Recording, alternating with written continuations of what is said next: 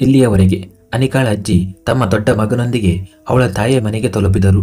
ಆದರೆ ಅವರು ಹಾಲ್ನೊಳಗೆ ಹೆಜ್ಜೆ ಇಟ್ಟ ತಕ್ಷಣ ಅವರಿಗೆ ಜೋರಾದ ಕೂಗುಗಳು ಕೇಳಿಸಿದವು.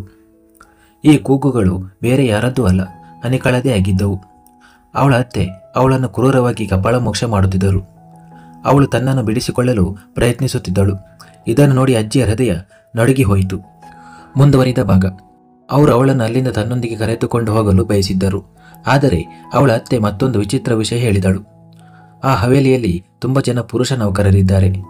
ನಾನು ಈ ಮಗುವನ್ನು ಯಾವುದೇ ಸಂಬಂಧವಿಲ್ಲದೆ ಹೊರಗೆ ಕಳುಹಿಸಲು ಸಾಧ್ಯವಿಲ್ಲ. ನಾವು ಇವಳೊಂದಿಗೆ ಹೇಗೆ ವರ್ತಿಸಿದರೂ ಇಲ್ಲಿ ಇವಳು ಸುರಕ್ಷಿತವಾಗಿದ್ದಾಳೆ. ಏಕೆಂದರೆ ನನ್ನ ಮನೆಯಲ್ಲಿ ಯಾವುದೇ ಪುರುಷ ನೌಕರರಿಲ್ಲ. ನನಗೆ ಕೇವಲ ಹೆಣ್ಣು ಮಕ್ಕಳಿದ್ದಾರೆ ಎಂದು ಹೇಳುತ್ತಾಳೆ. ಮತ್ತು ಅದೇ ಸಮಯದಲ್ಲಿ ಅಜ್ಜಿ ತಮ್ಮ ದೊಡ್ಡ ಮಗನನ್ನು ಅಲ್ಲಿ ಕರೆದು ಅವನೊಂದಿಗೆ ಕೆಲವು ವಿಷಯಗಳನ್ನು ಚರ್ಚಿಸಿದರು. ಅಜ್ಜಿ ಅವರ ದೊಡ್ಡ ಮಗ ರಾಜೇಶ್ ಮೆಹ್ರಾ ಅವರ ದೃಷ್ಟಿಯಲ್ಲಿ ಅನಿಕಾಳನ್ನು ಹವೇಲಿಗೆ ಕರೆತರಲು ಒಂದೇ ಒಂದು ಮಾರ್ಗ ಉಳಿದಿತ್ತು. ಹೇಗಾದರೂ ಅನಿಕಾಳಿಗೆ ಮದುವೆ ಮಾಡಿಸಿ ಅವಳನ್ನು ಈ ನರಕದಿಂದ ಹೊರತರಬೇಕಿತ್ತು. ಆದರೆ ಅನಿಕಾ ಆಗ ತುಂಬ ಚಿಕ್ಕವಳಿದ್ದಳು, ಕೇವಲ 15 ವರ್ಷ. ಅವರ ಮನಸ್ಸಿನಲ್ಲಿ ಒಂದು ಆಲೋಚನೆ ಬಂದಿತು.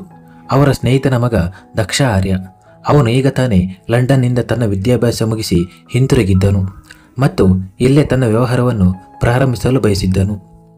ಅವನ ತಂದೆ ತಾಯಿ ಲಂಡನ್ನಲ್ಲಿ ನೆಲೆಸಿದ್ದರೂ ಅವನು ತನ್ನ ದೇಶದಲ್ಲಿಯೇ ಇರಲು, ಇಲ್ಲಿಯೇ ಮದುವೆಯಾಗಿ ಎಲ್ಲವನ್ನೂ ಇಲ್ಲಿಯೇ ನೆಲೆಸಲು ಬಯಸಿದ್ದನು. ರಾಜೇಶ್ ಮೆಹ್ರಾ ಅವರ ಮನಸ್ಸಿನಲ್ಲಿ ದಕ್ಷ ಆರ್ಯನ ಮುಖವೇ ಸುಳಿದಾಡುತ್ತಿತ್ತು.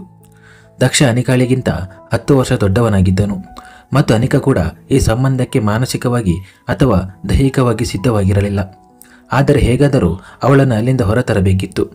ಆದ್ದರಿಂದ ಎಲ್ಲ ಹಿರಿಯರ ಒಪ್ಪಿಗೆಯೊಂದಿಗೆ ಅನಿಕಾ ಮತ್ತು ದಕ್ಷ ಆರ್ಯನ ಮದುವೆ ನಡೆಯಿತು. ಸದ್ಯಕ್ಕೆ ಕೇವಲ ಮದುವೆ ಮಾತ್ರ ನಡೆಯುತ್ತದೆ. ವಿದಾಯ 3-4 ವರ್ಷಗಳ ನಂತರ ನಡೆಯುತ್ತದೆ ಎಂದು ನಿರ್ಧರಿಸಲಾಯಿತು. ತನ್ನ ವ್ಯವಹಾರವನ್ನು ಸ್ಥಾಪಿಸುವ ಗಡಿಬಿಡಿಯಲ್ಲಿದ್ದ ದಕ್ಷ ಆರ್ಯ ಇದೆಲ್ಲವನ್ನು ನೋಡಿ ತುಂಬ ಅಸಮಾಧಾನಗೊಂಡನು. ರಾಜೇಶ್ ಅಂಕಲ್ ಅವನನ್ನು ಹೇಳಿದಾಗ ಅವನು ಬಯಸಿಯೂ ನಿರಾಕರಿಸಲು ಸಾಧ್ಯವಾಗಲಿಲ್ಲ. ಏಕೆಂದರೆ ರಾಜೇಶ್ ಅಂಕಲ್ ಅವನಿಗೆ ಅನೇಕ ಉಪಕಾರಗಳನ್ನು ಮಾಡಿದ್ದರು. ಅನಿಕಾಳ ಮಾಮ ಮತ್ತು ಮಾಮಿ ಏನು ಮಾಡಲು ಸಾಧ್ಯವಾಗಲಿಲ್ಲ ಮತ್ತು ಅವರು ಅನಿಕಾಳನ್ನು ಹವೇಲಿಗೆ ಕರೆತಂದರು. ಅಜ್ಜಿ ಅನಿಕಾ ಮತ್ತು ದಕ್ಷ ಅವರ ಕೊಠಡಿಗಳನ್ನು ಪ್ರತ್ಯೇಕವಾಗಿ ಇರಿಸಿದ್ದರು ಮತ್ತು ದಕ್ಷನಿಗೆ ಈ ವಿಷಯದಲ್ಲಿ ಯಾವುದೇ ಆಕ್ಷೇಪವಿರಲಿಲ್ಲ. ಅನಿಕಾಳಿಗೆ ಆ ಸಮಯದಲ್ಲಿ ಅಷ್ಟು ತಿಳುವಳಿಕೆ ಇರಲಿಲ್ಲ ಮತ್ತು ಅವಳಿಗೂ ಈ ವಿಷಯದಲ್ಲಿ ಯಾವುದೇ ಆಕ್ಷೇಪವಿರಲಿಲ್ಲ. ಪ್ರಾರಂಭದಲ್ಲಿ ದಕ್ಷ ಅನಿಕಾಳನ್ನು ಒಂದು ಚಿಕ್ಕ ಮಗು ಎಂದೇ ಭಾವಿಸಿದ್ದನು ಮತ್ತು ಅವಳು ನಿಜವಾಗಿಯೂ ಚಿಕ್ಕ ಮಗುವಿನಂತೆಯೇ ಇದ್ದಳು. ತುಂಬ ತುಂಟತನದವಳು, ತನ್ನಿಷ್ಟ ಬಂದಂತೆ ಮಾಡುವವಳು. ಅವಳು ಎಲ್ಲರನ್ನೂ ಕಾಡುತ್ತಿದ್ದಳು. ಅವಳು ಉದ್ದೇಶಪೂರ್ವಕವಾಗಿ ದಕ್ಷ ಆರ್ಯನೊಂದಿಗೆ ಜಗಳವಾಡುತ್ತಿದ್ದಳು, ಅವನನ್ನು ಕಾಡುತ್ತಿದ್ದಳು ಮತ್ತು ತೊಂದರೆ ಕೊಡುತ್ತಿದ್ದಳು. ಅವನು ತುಂಬ ಕೋಪಗೊಳ್ಳುತ್ತಿದ್ದನು. ಆದರೆ ಅವನು ಎಂದಿಗೂ ಅನಿಕಾಳನ್ನು ಗಟ್ಟಿ ಧ್ವನಿಯಲ್ಲಿ ಕರೆದಿರಲಿಲ್ಲ ಮತ್ತು ನಿಧಾನವಾಗಿ ಅನಿಕಾಳಿಗೆ ತನ್ನ ಸಂಬಂಧದ ಅರಿವಾಗತೊಡಗಿತು. ಸದಾ ಕೋಪದಲ್ಲಿರುವ ಸುಂದರ ಮತ್ತು ಗಂಭೀರ ವ್ಯಕ್ತಿತ್ವದ ದಕ್ಷ ಆರ್ಯ ಅವಳ ಹೃದಯವನ್ನು ಆಕ್ರಮಿಸಿಕೊಂಡಿದ್ದನು. ಅದಲ್ಲದೆ ಅವರ ನಡುವೆ ಇದ್ದ ಪವಿತ್ರ ಸಂಬಂಧದ ಪರಿಣಾಮವೂ ಇತ್ತು. ಅವಳ ಮನಸ್ಸಿನಲ್ಲೇ ದಕ್ಷ ಆರ್ಯನನ್ನು ಇಷ್ಟಪಡಲು ಪ್ರಾರಂಭಿಸಿದ್ದಳು. ಅವನ ಪ್ರೀತಿಯಲ್ಲಿ ಸಂಪೂರ್ಣವಾಗಿ ಮುಳುಗಿ ಹೋಗಿದ್ದಳು. ಆದರೆ ದಕ್ಷ ಅವಳ ಕಡೆ ಗಮನ ಕೊಡುತ್ತಿರಲಿಲ್ಲ. ಅವಳಿಗೆ ನೆನಪಿದೆ, ಒಮ್ಮೆ ಎಲ್ಲರೂ ಮದುವೆಗೆ ಹೋಗುತ್ತಿದ್ದರು. ಉಳಿದವರೆಲ್ಲ ಕಾರುಗಳಲ್ಲಿ ತುಂಬಿಕೊಂಡು ಹೋಗಿದ್ದರು. ಅನಿಕಾ ಮಾತ್ರ ಉಳಿದುಕೊಂಡಿದ್ದಳು. ಏಕೆಂದರೆ ಅವಳಿಗೆ ಹೋಗುವ ಉದ್ದೇಶ ಇರಲಿಲ್ಲ. ಅವಳ ಆರೋಗ್ಯ ಸರಿ ಇರಲಿಲ್ಲ. ಆದರೆ ಅಜ್ಜಿ ಹೇಳಿದರು, ಅನಿಕಾ ಹೀಗೆ ಹವೇಲಿಯಲ್ಲಿ ಒಬ್ಬಳೇ ಇರುವುದು ಸರಿಯಲ್ಲ. ಆದ್ದರಿಂದ ಅಜ್ಜಿ ಹೋಗುವಾಗ ದಕ್ಷನಿಗೆ ಅನಿಕಾಳಿಗೆ ಔಷಧಿ ಕೊಡಿಸಿ ಅವಳನ್ನು ತನ್ನೊಂದಿಗೆ ಮದುವೆಗೆ ಕರೆದುಕೊಂಡು ಹೋಗುವಂತೆ ಹೇಳಿದರು ಮತ್ತು ದಕ್ಷ ಆರ್ಯ ಒಪ್ಪಿಕೊಂಡನು. ಅವನು ಅನಿಕಾಳಿಗೆ ಔಷಧಿ ಕೊಟ್ಟು ತಯಾರಾಗಲು ಹೇಳಿ ಹೊರಟು ಹೋದನು. ಸುಮಾರು ಅರ್ಧ ಗಂಟೆಯ ನಂತರ ಹಿಂತಿರುಗಿದಾಗ ಅವಳು ಇನ್ನೂ ತಯಾರಾಗಿರಲಿಲ್ಲ. ಬೆವರಿನಲ್ಲಿ ನೆನೆದು ತನ್ನ ಬ್ಲೌಸ್ನ ಜಿಪ್ನಲ್ಲಿ ಸಿಕ್ಕಿ ಹಾಕಿಕೊಂಡಿದ್ದಳು. ಆಗ ದಕ್ಷ ಒಳಗೆ ಹೆಜ್ಜೆ ಇಟ್ಟನು. ನೀನು ಇನ್ನೂ ತಯಾರಾಗಿಲ್ಲವೇ? ಅಲ್ಲಿ ಅಜ್ಜಿ ಫೋನ್ ಮಾಡಿ ನನ್ನನ್ನು ಹೈರಾಣಾಗಿಸಿದ್ದಾರೆ ಎಂದು ಹೇಳುತ್ತಾನೆ. ಆದರೆ ದಕ್ಷ, ನಾನು ತಯಾರಾಗಿದ್ದೆ, ಆದರೆ ಈ ಜಿಪ್ ನನಗೆ ತೊಂದರೆ ಕೊಟ್ಟಿದೆ. ಅವಳು ಯಾವುದೇ ಹಿಂಜರಿಕೆಯಿಲ್ಲದೆ ದಕ್ಷನ ಕಡೆಗೆ ಬೆನ್ನು ತಿರುಗಿಸಿ ನಿಂತಿದ್ದಳು. ಅಲ್ಲಿ ಅವಳ ಜಿಪ್ ಒಂದು ಕಡೆ ಕೆಟ್ಟದ್ದಾಗಿ ಸಿಕ್ಕಿ ಹಾಕಿಕೊಂಡಿತ್ತು. ದಕ್ಷನ ದೃಷ್ಟಿ ಅವಳ ಬಿಳಿ ಸೂಕ್ಷ್ಮ ಸೊಂಟದ ಮೇಲೆ ನಿಂತಿತು. ಅವಳನ್ನು ಈ ರೂಪದಲ್ಲಿ ನೋಡಿದ್ದು ಅದು ಮೊದಲ ಬಾರಿಗೆ. ಈ ಲೆಹಂಗಾದಲ್ಲಿ ಅವಳು ತನ್ನ ವಯಸ್ಸಿಗಿಂತ ದೊಡ್ಡವಳಾಗಿ ಕಾಣುತ್ತಿದ್ದಳು. ಅವರ ಮದುವೆಯಾಗಿ 8 ತಿಂಗಳಾಗಿತ್ತು ಮತ್ತು ಈಗ ಅವಳಿಗೆ 16 ವರ್ಷ. ಹಾಗಾದರೆ ನೀನು ಬೇರೆ ಬಟ್ಟೆಗಳನ್ನು ಹಾಕಿಕೊ. ದಕ್ಷ ಕಣ್ಣುಗಳನ್ನು ತಪ್ಪಿಸಿ ಸಲಹೆ ನೀಡಿದನು. ನಾನು ಬೇರೆ ಬಟ್ಟೆಗಳನ್ನು ಪ್ರಯತ್ನಿಸಿದೆ, ಆದರೆ ಅವು ನನಗೆ ಸರಿ ಹೊಂದುತ್ತಿಲ್ಲ. ಉಳಿದವು ಪ್ರತಿದಿನದ ಉಪಯೋಗಕ್ಕೆ. ಈಗ ಅವುಗಳನ್ನು ಹಾಕಿಕೊಳ್ಳಲು ಸಾಧ್ಯವಿಲ್ಲ ಅಲ್ಲವೇ? ಎಲ್ಲ ಬಟ್ಟೆಗಳು ಚಿಕ್ಕದಾಗಿವೆ.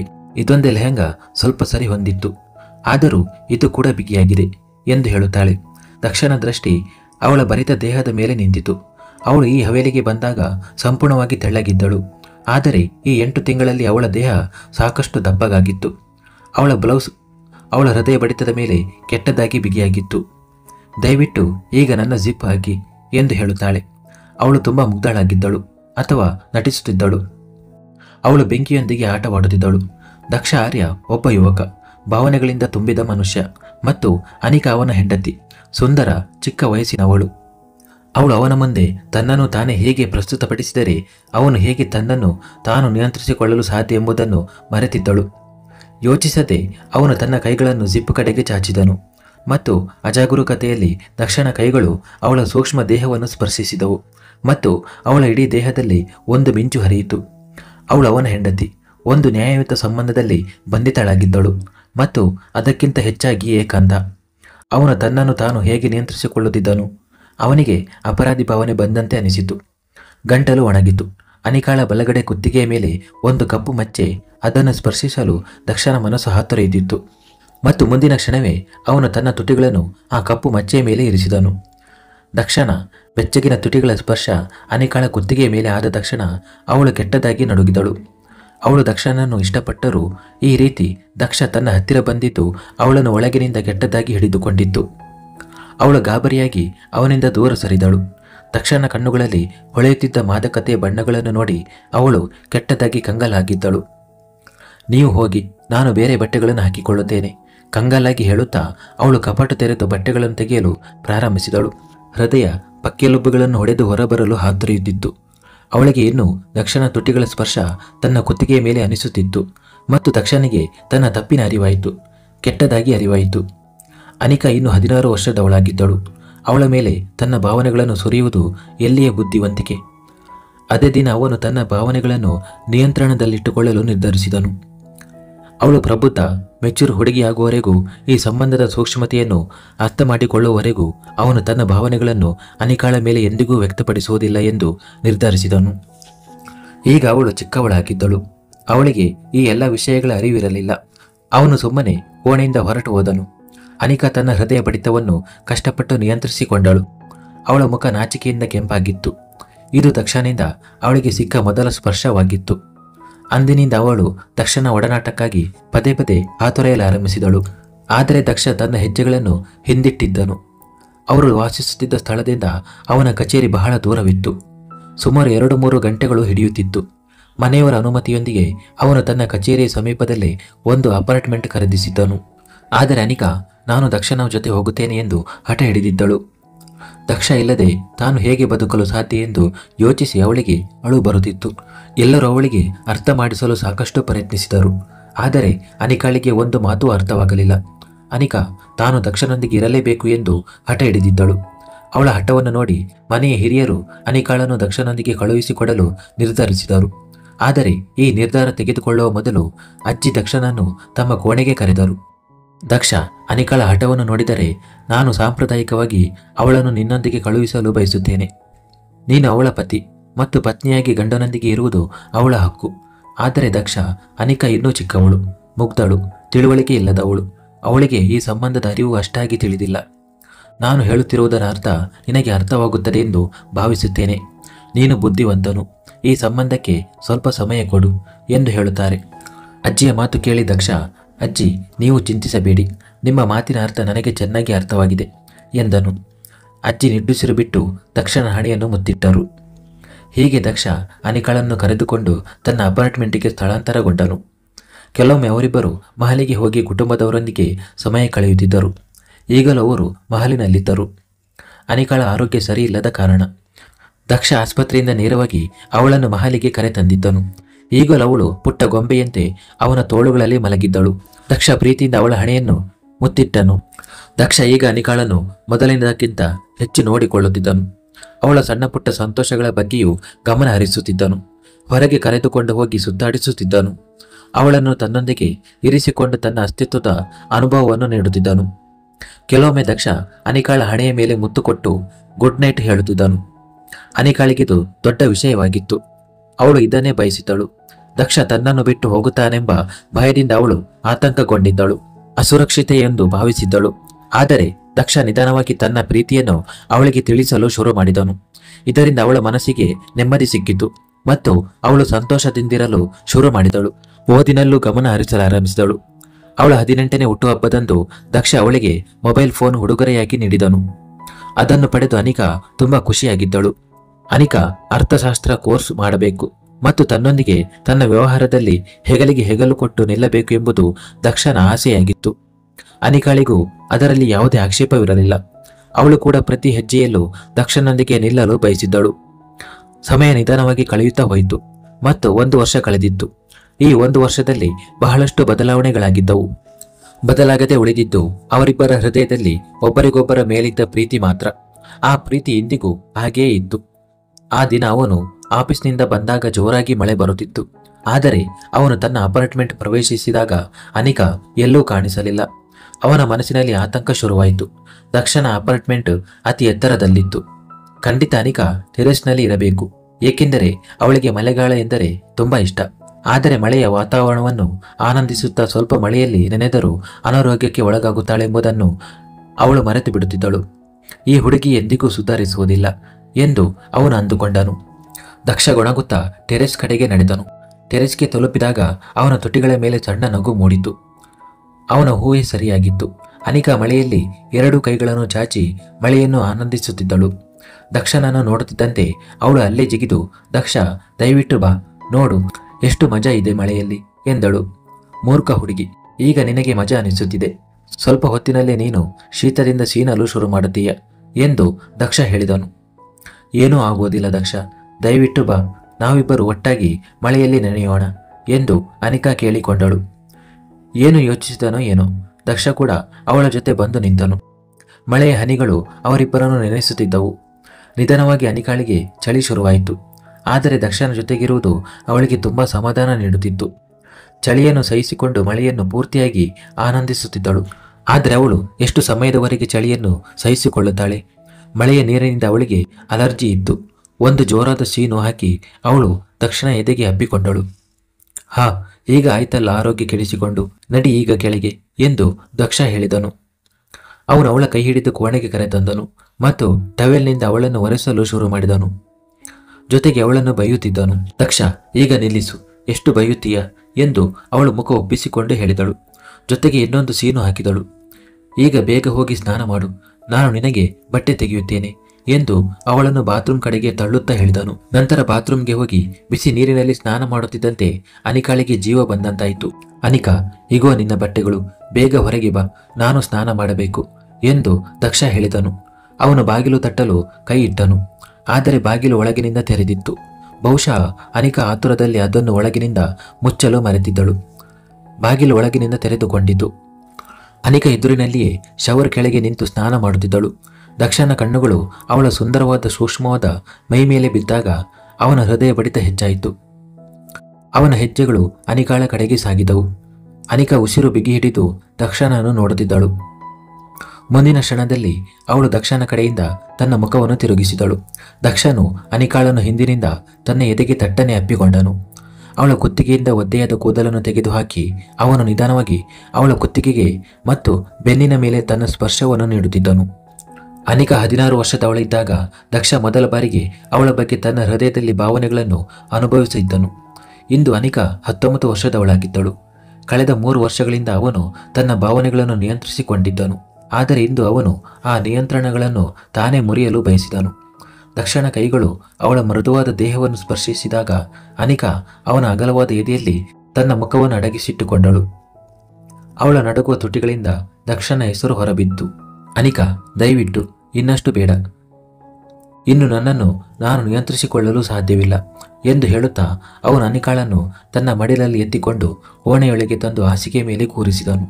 ನಂತರ ನಿಧಾನವಾಗಿ ಅವಳ ತುಟಿಗಳ ಕಡೆಗೆ ಬಾಗಿ ನಿಧಾನವಾಗಿ ಅವಳ ತುಟಿಗಳ ಅಮೃತವನ್ನು ಹನಿ ಹನಿಯಾಗಿ ತನ್ನೊಳಗೆ ಇಳಿಸಿಕೊಳ್ಳಲು ಶುರು ಮಾಡಿದನು. ನಂತರ ಅವನು ಅವಳ ಕುತ್ತಿಗೆಯ ಬಳಿ ಬಂದು ತನ್ನ ಪ್ರೀತಿಯ ಗುರುತುಗಳನ್ನು ಬಿಡಲಾರಂಭಿಸಿದನು. ಅನಿಕಾ ತೀವ್ರವಾಗಿ ಚಡಪಡಿಸುತ್ತಿದ್ದಳು. ಕೆಲವೊಮ್ಮೆ ನಾಚಿಕೆಯಿಂದ ಅವನ ಎದೆಯಲ್ಲಿ ಅಡಗಿಕೊಳ್ಳುತ್ತಿದ್ದಳು. ಕೆಲವೊಮ್ಮೆ ಬೆಡ್ಶೀಟ್ ಅನ್ನು ಗಟ್ಟಿಯಾಗಿ ಹಿಡಿದುಕೊಳ್ಳುತ್ತಿದ್ದಳು. ದಕ್ಷನಿಗೆ ಈ ಕ್ಷಣಗಳು ಬಹಳ ವಿಶಿಷ್ಟವಾಗಿದ್ದವು ಮತ್ತು ಪ್ರೀತಿಪೂರ್ವಕವಾಗಿದ್ದವು. ಈ ಕ್ಷಣಗಳು ಎಂದಿಗೂ ಮುಗಿಯದಿರಲಿ ಎಂಬ ಆಸೆ ಅವನ ಮನದಲ್ಲಿ ಮೂಡಿತು. ಈ ಸಂಬಂಧದ ಆರಂಭಕ್ಕೆ ನೀನು ಮಾನಸಿಕವಾಗಿ ಸಿದ್ಧಳಾಗಿದ್ದೀಯಾ? ನಾನು ನಿನ್ನ ಮೇಲೆ ಬಲವಂತ ಮಾಡುತ್ತಿಲ್ಲ ತಾನೆ? ಅವನು ಒಂದು ಕ್ಷಣ ಹಿಂದಕ್ಕೆ ಸರಿದು ಪ್ರೀತಿಯಿಂದ ಅವಳ ಮುಖವನ್ನು ನೋಡುತ್ತಾ ಕೇಳಿದನು. ಅದಕ್ಕೆ ಅವಳು ತಕ್ಷಣವೇ ತಲೆಯನ್ನು ಅಲ್ಲಾಡಿಸಿ, ನಾನು ಎಲ್ಲದಕ್ಕೂ ಸಿದ್ಧಳಿದ್ದೇನೆ ದಕ್ಷ ಎಂದಳು. ನನ್ನನ್ನು ನೀನು ಸಹಿಸಿಕೊಳ್ಳುತ್ತೀಯಾ? ದಕ್ಷ ಮತ್ತೊಮ್ಮೆ ಅವಳ ಕಣ್ಣುಗಳಲ್ಲಿ ನೋಡುತ್ತಾ ಪ್ರಶ್ನಿಸಿದನು. ಆಗ ಅವಳು ತೀವ್ರವಾಗಿ ಗಾಬರಿಗೊಂಡಳು. ಅದು ನನಗೆ ಗೊತ್ತಿಲ್ಲ ದಕ್ಷ, ಆದರೆ ನಿಮಗೆ ದೂರು ನೀಡುವ ಅವಕಾಶವನ್ನು ನಾನು ನೀಡುವುದಿಲ್ಲ ಎಂದು ವಾಗ್ದಾನ ಮಾಡುತ್ತೇನೆ ಎಂದಳು. ಅವಳಿಗೆ ಏನು ಉತ್ತರ ನೀಡಬೇಕೆಂದು ಅರ್ಥವಾಗುತ್ತಿರಲಿಲ್ಲ, ಏಕೆಂದರೆ ದಕ್ಷ ಅವಳನ್ನು ಗೊಂದಲಗೊಳಿಸುತ್ತಿದ್ದನು ಮತ್ತು ಇಂತಹ ಪರಿಸ್ಥಿತಿಯನ್ನು ಅವಳು ಈ ಮೊದಲು ಎಂದಿಗೂ ಎದುರಿಸಿರಲಿಲ್ಲ. ದಕ್ಷ ಮತ್ತೊಮ್ಮೆ ಅವಳನ್ನು ತನ್ನ ತೋಳುಗಳಲ್ಲಿ ಬಿಗಿಯಾಗಿ ಹಿಡಿದುಕೊಂಡನು. ನಂತರ ಮುಂದಿನ ಕ್ಷಣದಲ್ಲಿ ಅವನು ಬೇಗನೆ ತನ್ನ ಶರ್ಟ್ ತೆಗೆದು ಮತ್ತೆ ಅವಳ ಮೇಲೆ ವಾಲಿದನು. ಈಗ ಅವನು ಅವಳ ಮುಖದ ಪ್ರತಿಯೊಂದು ಭಾಗವನ್ನು ಸ್ಪರ್ಶಿಸುತ್ತಿದ್ದನು. ಮುಖದಿಂದ ಕುತ್ತಿಗೆಗೆ ಬಂದನು ಮತ್ತು ನಂತರ ಕುತ್ತಿಗೆಯಿಂದ ನಿಧಾನವಾಗಿ ಅವಳ ಮೃದುವಾದ ದೇಹದ ಕಡೆಗೆ ಸಾಗಿದನು. ಮುಂದಿನ ಕ್ಷಣದಲ್ಲಿ ಅವನು ಅವಳ ದೇಹದೊಳಗೆ ಬಲವಾಗಿ ಇಳಿದನು. ಸಿಹಿ ನೋವು ಅನಿಕಾಳ ಕಣ್ಣುಗಳಲ್ಲಿ ನೀರು ತರಿಸಿತು ಮತ್ತು ಅವಳು ತನ್ನ ಉಗುರುಗಳನ್ನು ದಕ್ಷನ ಭುಜಗಳಲ್ಲಿ ಬಲವಾಗಿ ಊರಿದಳು. ಈ ಎಲ್ಲವನ್ನು ದಕ್ಷ ತುಂಬ ತಾಳ್ಮೆಯಿಂದ ಸಹಿಸಿಕೊಳ್ಳುತ್ತಿದ್ದನು. ಬದಲಾಗಿ ಮನಸ್ಸಿನಲ್ಲಿ ಸಂತೋಷ ಪಡುತ್ತಿದ್ದನು. ನಿನ್ನೊಂದಿಗೆ ಒಂದು ಅತ್ಯುತ್ತಮ ಜೀವನ ಕಳೆಯಲಿದೆ ಅನಿಕಾ ಎಂದು ಅವನು ಒಂದು ಕ್ಷಣ ಅವಳನ್ನು ಬಿಡುಗಡೆ ಮಾಡಿ ಅವಳ ಕಿವಿಯಲ್ಲಿ ಪಿಸುಗುಟ್ಟಿದನು. ನಂತರ ಅವಳ ಕಿವಿಯ ಹಾಲೆಯನ್ನು ಮತ್ತೊಮ್ಮೆ ತನ್ನ ಹಲ್ಲುಗಳಿಂದ ಮೆಲ್ಲಗೆ ಕಚ್ಚಿದನು. ನೀನು ಸರಿಯಾಗಿದ್ದೀಯಾ? ನಿನಗೆ ಅನಾನುಕೂಲವೆನಿಸಿದರೆ ತಕ್ಷಣ ನನಗೆ ಹೇಳು. ನಿನ್ನ ಕಣ್ಣಲ್ಲಿ ನೀರು ಕಂಡರೆ ನನ್ನ ಹೃದಯಕ್ಕೆ ಏನೋ ಆಗುತ್ತದೆ. ಅವನು ಮತ್ತೊಮ್ಮೆ ಆಳವಾದ ಧ್ವನಿಯಲ್ಲಿ ಹೇಳಿದಾಗ ಅವಳು ಅನಿವಾರ್ಯವಾಗಿ ತನ್ನ ಅದೃಷ್ಟದ ಬಗ್ಗೆ ಹೆಮ್ಮೆ ಪಡಲು ಶುರು ಮಾಡಿದಳು. ಅನಿಕಾ ತನ್ನ ಪತಿಯಿಂದ ಅಪಾರ ಪ್ರೀತಿಯನ್ನು ಅನುಭವಿಸುತ್ತಿದ್ದಳು. ಅವನು ಅವಳನ್ನು ಅತಿಯಾಗಿ ನೋಡಿಕೊಳ್ಳುತ್ತಿದ್ದನು. ಚಿಕ್ಕ ಮಕ್ಕಳನ್ನು ನಡೆಸಿಕೊಳ್ಳುವಂತೆ ಅವಳನ್ನು ನೋಡಿಕೊಳ್ಳುತ್ತಿದ್ದನು. ಯಾವುದೇ ಕೆಲಸ ಮಾಡುವ ಮೊದಲು ಚಿಕ್ಕ ಮಕ್ಕಳನ್ನು ಕೇಳುವಂತೆಯೇ ಅವನು ಅವಳನ್ನು ಕೇಳುತ್ತಿದ್ದನು. ನೀನು ನನಗೆ ಎಂದಿಗೂ ಬಿಟ್ಟು ಹೋಗುವುದಿಲ್ಲ ಎಂದು ನನಗೆ ವಾಗ್ದಾನ ಮಾಡು. ಈ ಸೂಕ್ಷ್ಮ ಕ್ಷಣಗಳಲ್ಲೂ ಅವಳು ಅವನಿಂದ ಜೀವಮಾನವಿಡೀ ಜೊತೆಗಿರುವುದಾಗಿ ವಾಗ್ದಾನ ಕೇಳುತ್ತಿದ್ದಳು. ನಾನು ನಿನ್ನನ್ನು ಎಂದಾದರೂ ಬಿಡುತ್ತೇನೆ ಎಂದು ನಿನಗೆ ಅನ್ನಿಸುತ್ತದೆಯಾ? ನಾನು ನಿನ್ನನ್ನು ಬಿಟ್ಟರೆ ಉಸಿರಾಡುವುದನ್ನು ಬಿಡುತ್ತೇನೆ ಮತ್ತು ನನ್ನ ಈ ಜೀವನವೇ ನನ್ನ ಅತಿದೊಡ್ಡ ಸಂಪತ್ತು, ಏಕೆಂದರೆ ಈ ಜೀವನವನ್ನು ನಾನು ನಿನ್ನೊಂದಿಗೆ ಕಳೆಯಬೇಕು. ಆ ರಾತ್ರಿ ಒಂದು ಮಧುರ ಕನಸಿನಂತೆ ಕಳೆದಿತ್ತು. ರಾತ್ರಿಯಿಡೀ ಅವಳು ಅವನ ಪ್ರೀತಿಯ ಸಾಗರದಲ್ಲಿ ಮುಳುಗಿದ್ದಳು. ಕೆಲವೊಮ್ಮೆ ಅವನು ಸ್ವಲ್ಪ ಕಠಿಣನಾಗುತ್ತಿದ್ದನು, ಕೆಲವೊಮ್ಮೆ ತನ್ನ ಮೃದುತ್ವದಿಂದ ಅವಳನ್ನು ಸ್ಪರ್ಶಿಸುತ್ತಿದ್ದನು. ಆ ರಾತ್ರಿ ಅವನು ತನ್ನ ಪ್ರತಿಯೊಂದು ರೂಪದ ಮಾಂತ್ರಿಕತೆಯನ್ನು ಅನಿಕಾಳ ಮೇಲೆ ಸುರಿದನು ಮತ್ತು ಅನಿಕಾ ಕೂಡ ಅವನ ಪ್ರತಿ ರೂಪದ ಅಭಿಮಾನಿಯಾದಳು. ಬೆಳಿಗ್ಗೆ ಅವಳು ಎದ್ದಾಗ ಅವನ ನವಿರಾದ ಧ್ವನಿ ಅವಳ ಕಿವಿಯಲ್ಲಿ ಪ್ರತಿಧ್ವನಿಸಿತು. ಈಗ ನಿನಗೆ ನನ್ನ ಬಗ್ಗೆ ಯಾವುದೇ ದೂರು ಇಲ್ಲ ತಾನೆ? ದೂರು ಇದ್ದರೆ ಆ ದೂರನ್ನು ಕೂಡ ನಾನು ಇದೀಗವೇ ನಿನ್ನಿಂದ ದೂರ ಮಾಡಬಲ್ಲೆನು. ಅವಳನ್ನು ತನ್ನ ಹತ್ತಿರ ಸೆಳೆದುಕೊಂಡು ಅವನು ತುಂಟತನದಿಂದ ಹೇಳಿದನು. ಅವನು ಸ್ವಲ್ಪ ಸಮಯದ ಹಿಂದೆ ಎಚ್ಚರಗೊಂಡು ಆಫೀಸಿಗೆ ಹೋಗಲು ಸಿದ್ಧನಾಗಿದ್ದನು. ಅನಿಕಾ ಈಗಷ್ಟೇ ಎಚ್ಚರಗೊಂಡಿದ್ದಳು. ನಾನು ನಿನ್ನ ಬಗ್ಗೆ ಇನ್ನು ಎಂದಿಗೂ ದೂರ ಹೇಳುವುದಿಲ್ಲ ಎಂದು ಅವಳು ಹೇಳಿದಳು. ಹಿಂದಿನ ರಾತ್ರಿಯ ಅವನ ಭಾವೋದ್ರೇಕದ ರೂಪವನ್ನು ನೆನೆಸಿಕೊಂಡು ಅವಳು ತೀವ್ರವಾಗಿ ಗಾಬರಿಗೊಂಡಿದ್ದಳು. ಅವನು ನಗುತ್ತಾ, ಇನ್ನು ನಾನು ನನ್ನ ಹಕ್ಕನ್ನು ಬೇರೊಬ್ಬ ಹೆಂಗಸಿನಿಂದ ಪಡೆಯುತ್ತೇನೆ ಎಂಬ ಭಯ ನಿನಗಿಲ್ಲ ಅಲ್ಲವೇ ಎಂದು ಅವಳನ್ನು ಉದ್ದೇಶಪೂರ್ವಕವಾಗಿ ಕೆಣಕಿದನು.